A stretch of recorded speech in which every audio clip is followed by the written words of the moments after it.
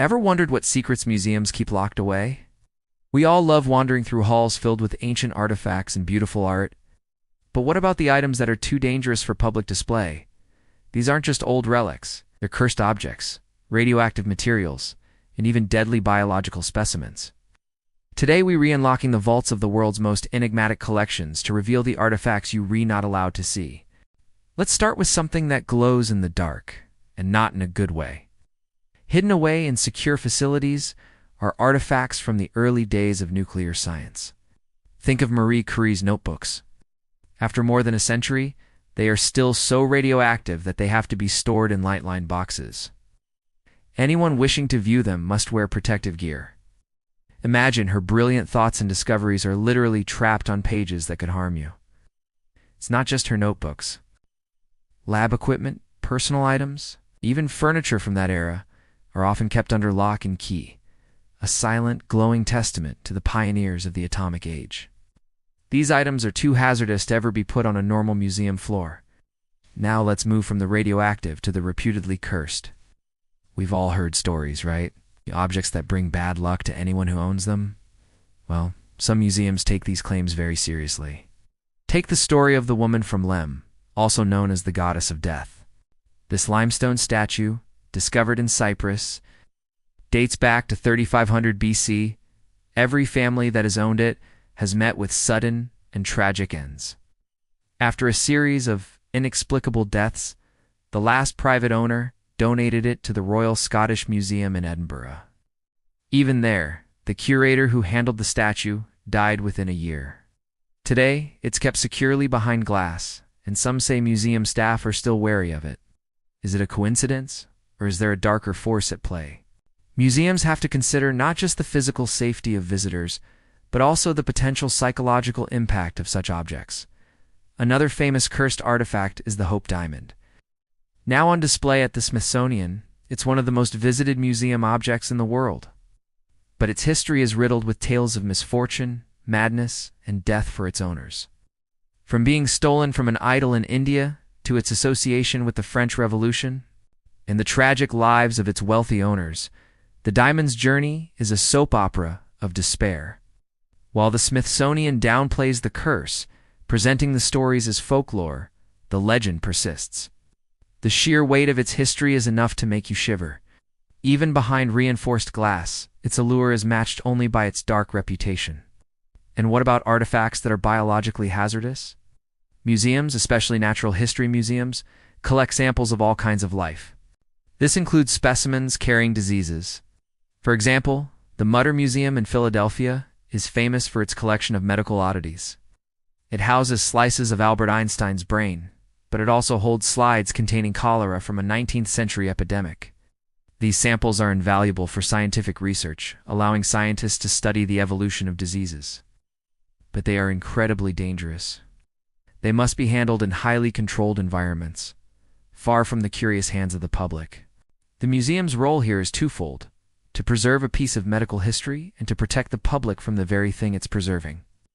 Similarly, consider the frozen specimens of ancient viruses and bacteria being discovered in melting permafrost. These organisms, some of which have been dormant for thousands of years, are collected by research institutions and sometimes stored in museum-affiliated labs. What if they carry diseases for which we have no immunity? The potential for a pandemic is real. These collections are like biological time bombs, handled with the utmost care by scientists in hazmat suits. You woe and find a woolly mammoth's lung tissue containing ancient influenza on display next to the fossil exhibit. It's a necessary secret, a hidden collection that protects our very survival. Let's switch gears to something a bit more explosive. Believe it or not, museums have had to deal with unexploded ordnance from past wars. Old cannonballs, grenades, and even sea mines have been found by archaeologists or donated by the public. When these items are first acquired, they are treated as live explosives until proven otherwise. Bomb disposal units are often called in to assess and disarm them. The HMS Victory in Portsmouth, for example, is a living museum, but any cannonballs recovered from its wreck or similar sites are handled with extreme caution. One wrong move, and a piece of history could become a modern-day disaster. These artifacts are stored in specialized facilities until they are certified safe, a process that can take years. Then there are the politically sensitive artifacts. Think of objects looted during colonial times or wars. The Rosetta Stone at the British Museum, for example, is a source of ongoing debate with Egypt. While it's on public display, there are countless other items in museum archives that are too controversial to show. These could be sacred indigenous objects, human remains, or state secrets captured during wartime. Displaying them could cause diplomatic incidents or deep cultural offense. So, they remain in storage, part of a silent collection that speaks volumes about our complex and often painful shared history.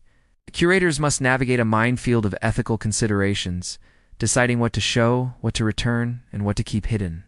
Consider the case of human remains. For centuries, museums collected skeletons and mummified bodies from around the world. But our understanding of the ethics surrounding this has changed dramatically. Many cultures consider the display of their ancestors remains to be profoundly disrespectful.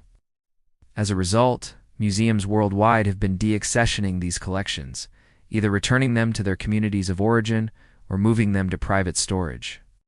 The Smithsonian's bone rooms are legendary, holding thousands of skeletons that are now used primarily for research rather than display.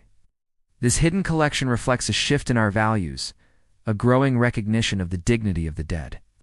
And finally, we have objects that are simply too fragile, not dangerous in a deadly sense, but so delicate that exposure to light, air, or even the vibrations from visitors' footsteps could destroy them. Think of ancient textiles, like the clothing of Egyptian pharaohs, or early manuscripts written on brittle papyrus. The world's oldest dress, the Tarkan dress, is over 5,000 years old. It's a masterpiece of ancient fashion, but it's rarely displayed. When it is, it's under stringently controlled conditions.